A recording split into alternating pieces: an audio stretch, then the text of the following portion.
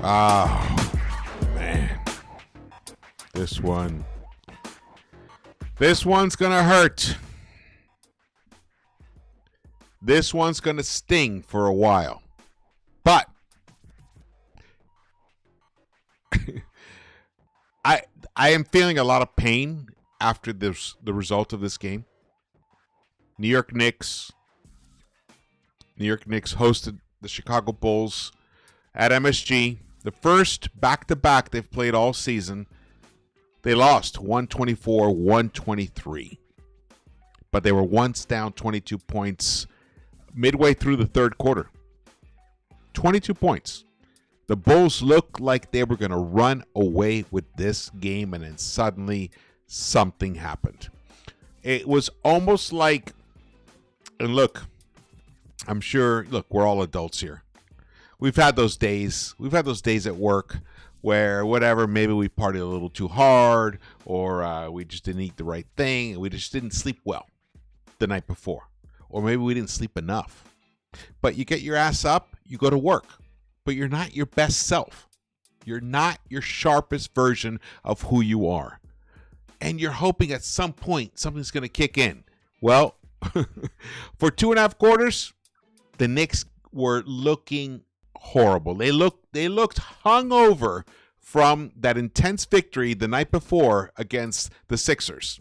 That's what happened. It looked like they were still kind of like trying to think, the afterglow of that win will carry them to a win tonight. Well, Chicago Bulls had another idea. They came to the Garden like every team does, with the desire to win. The desire to be one of the teams that put an L in the column, the loss column, against the Knicks. Well, Chicago Bulls accomplished their goal tonight. Game 11 of this season, they accomplished their goal. They were once up by 22, but man, did it come this close. This close. It was so fucking close. And Josh Hart won't say it. He'll say, hey, it was a foul. They called it a foul, so it was a foul. But man, I did not see a foul. And I will say there was a challenge that Thibs did in that first half that was obviously not going to win. And then they lost it, even though they've been pretty good all season long. I think they won 5 out of 7 challenges, 5 out of 8 challenges or something.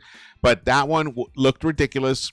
It was too much of a gamble. I can't remember the exact details of it, but it had no chance of winning, and it didn't win, and then they lost their ability to challenge late. Because if they had challenged this one late, they would have got an overturn, and the New York Knicks would have won this fucking game. But that's not why they lost. They lost because they're thin. They lost because this coach has beaten his starters into the ground up until just the previous game. I had put out a video previously showing clearly that the minutes had completely destroyed the starters. They had nothing late in the game. So, Thibs saw the same thing. I'm not going to say, anything like he watched my video, and obviously he didn't. He saw the same thing. It was pretty obvious to everybody. And he went to a 9-man rotation the previous night against the Sixers, and it resulted in a win. But it was like, okay, why did it have to be game 10 where you figured that shit out? Well, this is Thibs. This is the life of a Knicks fan under Thibs. He's always one step too slow, one game too late, 1 week too late, 1 month too late. He's always too late to respond. And even in games, he's too late to respond. But tonight he was right there. He went with campaign late. Brunson was struggling. He was just off tonight because the motherfucker is cooked. He even rolled his ankle the first play of the third quarter the previous night. So he went with campaign, and campaign gave the Knicks a nice jolt. But tonight was Karl Anthony Towns' night. He was an unbelievable beast tonight. We're going to get into all of this. I have some plays to show you. I'm not going to have highlights. Just have some key plays. We're going to break this game down. As much as this hurts to us, to like try to like choke it down. This is one of those losses that are so bitter tasting that they could be a beautiful result later on. This loss could be the exact reverse of what I was fearing recently about the Pacers loss. And this is what happens early in the season. It's hard to judge what a team actually is going to be. But in Game 11, the New York Knicks, on their first game of a back-to-back with an already incredibly depleted bench, was able to come back from a 22-point deficit to take the fucking lead late in the fourth quarter. But they didn't have enough to pull away. And then something happened on the last possession for the Bulls in the game. The Bulls were down 2 points. And Josh Hart did the worst thing you can do. And he knows it. He knows what he did. You know, I'm not gonna like slam him. I'm not gonna like drag him over the coals because he knows what he did. But he also has to understand that situational awareness is what makes the difference between winners and losers. And he knows it. He's been a winner many times in his life. And I'm sure tonight he's not going to get any sleep. He will play this moment over several times. And if he does get sleep tonight, it's because he fully understands that he fucked up. And owning it is the key to anything in life. We must own our fucking fuck-ups. And Josh Hart fucked up tonight. He undid a masterful, what could have been one of the best storylines of this early NBA season, the entire season, that the Knicks made a miraculous comeback on the back of Karl Anthony Towns, who banged knees with Zach LaVine late, and I don't think he even scored a point afterwards. But Karl Anthony Towns did something also as well late. He missed 2 free throws. 2 free throws late. Look at that scoreline right there. 124-123. He hits those 2 free throws. He hits one of them. Game is tied. But he missed both. And look what he was doing tonight. Look what this guy was doing right here.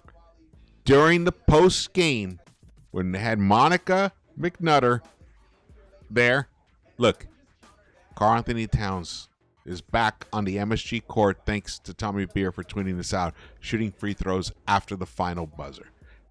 This is why could be a harbinger of good. Brunson struggled. He had a bad game for himself. He struggled.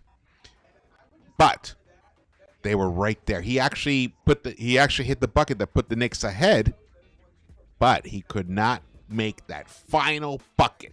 The final bucket that could have won the game, but that would have been after a terrible foul. But you guys tell me if this is a bad foul.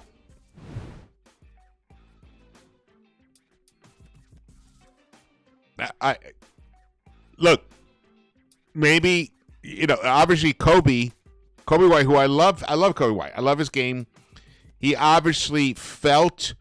He knew this wasn't going to be a good attempt. He was rushing the attempt. He felt Hart, bearing down on him from behind. And any kind of, even if he felt Hart's breath on him, he was going to flop. He flung his legs out. And guess what the fucking stupid fucking NBA ref did? He called a fucking foul right here. How do you fucking call this foul? How do you fucking call a game decision-making foul like this? Fuck you, NBA ref, whoever the fuck this was. He didn't foul him. But because Thibs challenged the call early in the first half, I can't even remember the call, which was no chance he was going to win it, he couldn't challenge this call. So there goes this win. That's it. That's really the whole fucking recap, honestly. That's the whole fucking recap. But I have an awkward moment to show you in the post-game interviews. Ian Begley asked Thibs about that foul call. Look at his response. No response. When have we ever seen Thibs utterly speechless? I cannot recall. Honestly, I've been covering this team for a very long time. This channel's been around 4 years. I don't recall a moment like this. He just cannot. He cannot respond. And honestly, I'm with him. But let's get to it. New York Knicks came home. Dropped a very painful loss to the Chicago Bulls. I was hoping this was going to be the period where the Knicks strung some wins together. Now, of course, I was worried about the back-to-back situation. We're already a thin team. And as I showed in the previous video, which you guys should all check it out. And I'll drop the link. Look up there. Up there. It'll be there. Where, obviously, it was the minutes that has been destroying our ability to win games late. And this game is an incredible example of how even once you expand your rotation to 9 guys, if you don't do it early enough, you're going to hurt yourself later on.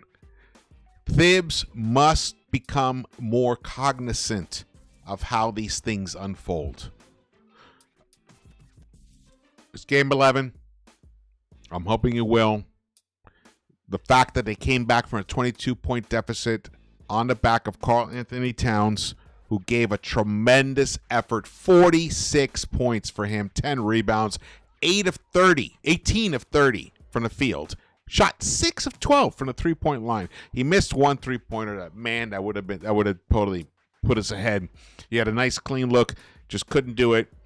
Hard to get upset about that considering he shot 50% from the three-point line. But this man we would have had zero chance of actually winning this game if it weren't for Karl Anthony Towns tonight. This was an amazing game. I am saddened that we cannot celebrate this performance in the way we should because it ended up being a loss. That's the those are one of the major downsides of losses, because now also the Knicks are under 500 again. They're a 5-16. Hey, you know what? This is not indicative of what this team is. It's not indicative of what this team is. This team is going to be there at the end. Get ready. Celtics, Cavs. You guys have a big problem, and his name is Karl Anthony Towns and the New York Knicks. This is on a night when Brunson did not have it, but this guy brought it huge. This is the moment. Right now, this entire recap could be completely different. I would be celebrating, I'd be like toast. If that look at the ball. It's almost halfway in the hoop. This is Jalen Brunson's last shot as the buzzer was running out. And it's ironic that it's Josh Hart under the basket right there, because he's the one who created this situation by that stupid foul on Kobe White. But there it was. Jalen Brunson had Patrick Williams on him, the right side of the floor. Made a great attempt. It bounced around. It looked halfway down in the basket, and it popped out, and that was it. The Knicks ended up with the L. Brutal. But these kind of brutal losses can ultimately make a team better, can help a team understand on a very visceral level what they cannot do. They cannot be lackadaisical. They cannot just expect a win by just coming out on the floor. No. This is the National Basketball Association. This is where all the greatest basketball players in the world dream of playing, and they do. They come here, and they're not here to fuck. They're not here. I mean, maybe there's like 8% that are just here to collect a check. The other 92% are here to make their fucking name, are here to get the glory. And they're not here to just show up and hand over wins. And the Knicks acted like the Bulls were supposed to do that tonight. Well, this could be an excellent wake-up call. I'm going to look at this. I know it might sound Pollyanna, but I'm looking at this as a possible, as the game that actually like really turns this season for the Knicks in a positive direction. Harbinger of good.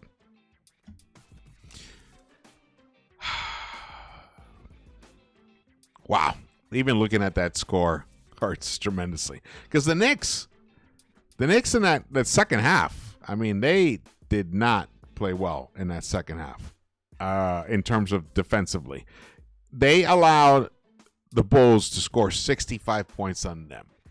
The reason that the score was this close is because the Knicks lit their asses up for 76 points in that second half. The Knicks shot 50% from the three-point line, 7 of 14. They shot 60.4% overall in that second half. But that was because they were down.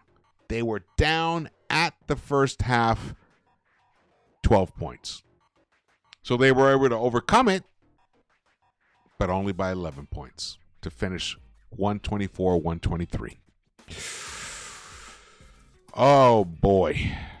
Oh, boy. Deuce McBride did not have a good offensive game, just 2 points for him. That was a bummer. Campaign was part of that pivotal stretch where the Knicks made their comeback. 17 minutes for him, 4-4. Hit all 3 of his 3-pointers. 2 assists, finished with 11 points. I loved the way he approached this game. The fact that he only put up 4, you know him, he loves to chuck it.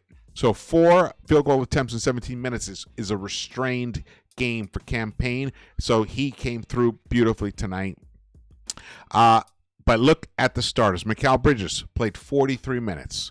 Now, the previous game, the night before, OG played 41 minutes.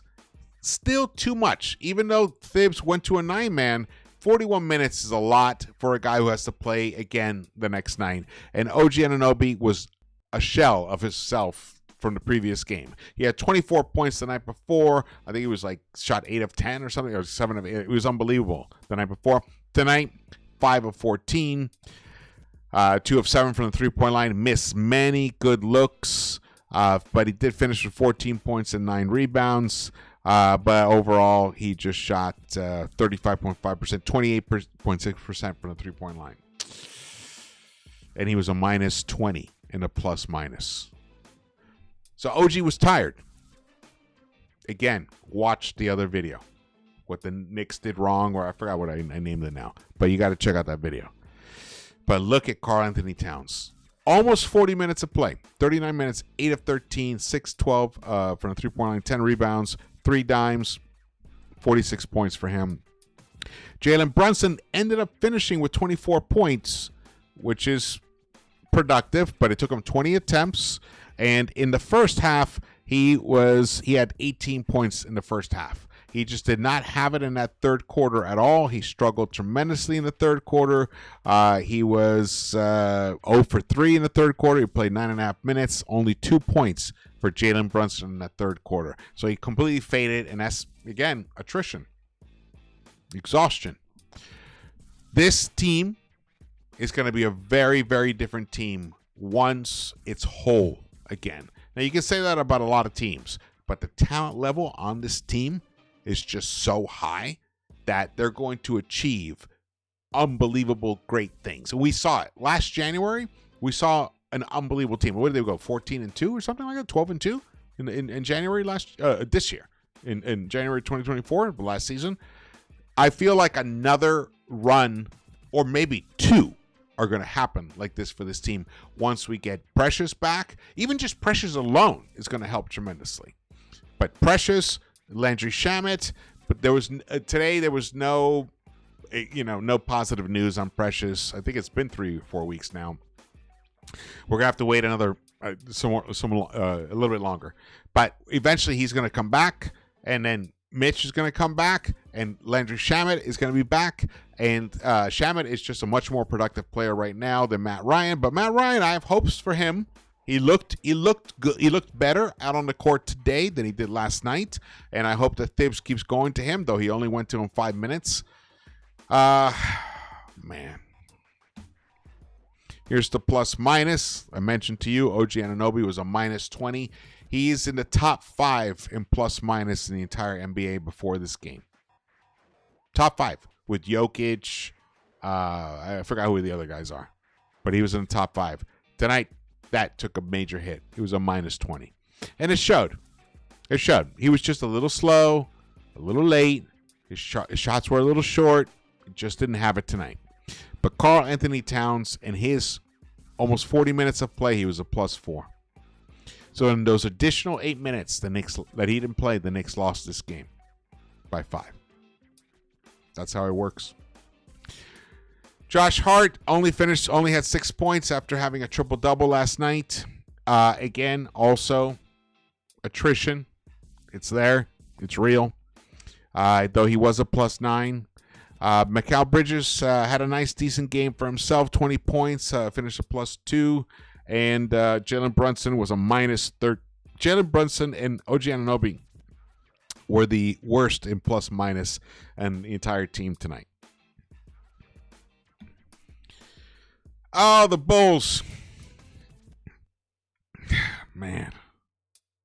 Fucking sucks we lost this game. Oh, man. Let's get to the team highlights. Here you can see the Knicks did put up 37 3-point shots, which is excellent. That's what gave them an opportunity. That's what part of it was one of the reasons that they were able to have that actual comeback lead to taking the lead, which was excellent. But they came up short, but they shot 40.5%. Excellent for them. Well, you know what? Let me show you this. Hold on. Let me show you this. All right. This is the lead tracker.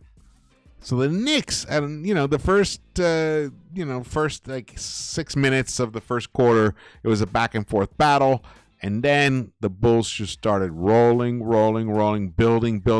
They closed the first half very strong and then picked up from there, built it up to a 22-point lead twice. They had a 22-point lead. And then then the Knicks started kicking in right there, clicking. And that was about the 8-minute mark.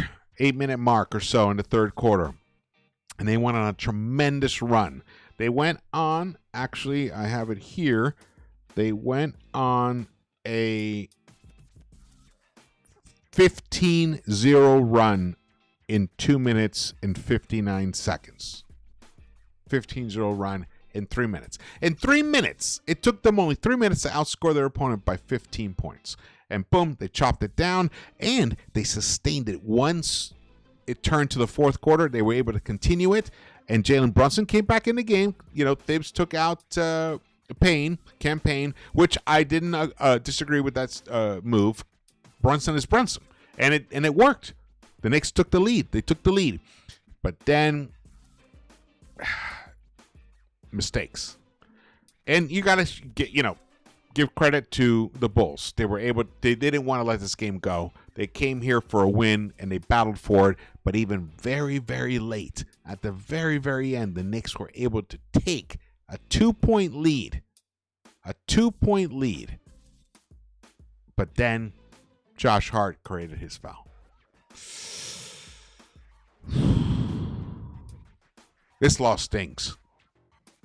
It stings. But I think this could be a good sign. This could be good. This could be a nice reminder of these Knicks players of what they can achieve when they put all the effort out on the court. Now again, second game of a back-to-back, and they already had the most overplayed starting unit in the NBA. But Thibs did use his bench tonight. He used it the night before. Let's see if he continues. There is a concern that maybe the only reason he did it is because it was a back-to-back, and he might revert back to his 6.5-man rotation. I don't think he will. I think he'll look at this. He's too successful of a human being to ignore the facts here. So let's go. Let's go. All right. Thank you so much for watching this. Again, my name is George. This is Into the Knicks-Verse. If this is your first time here, please subscribe and turn on the notification bell so you are alerted of when I go live or drop a new video, and hit the thumbs up button for me and share this video, please. This is the place to come after a Knicks win or loss. Anything that happens with the Knicks, this is the place to come for the best analysis, the most in-depth analysis on what happens on the court and what happens up here. All right. I will see you around the Knicks-Verse. Let's go. This is a long season. Stay true.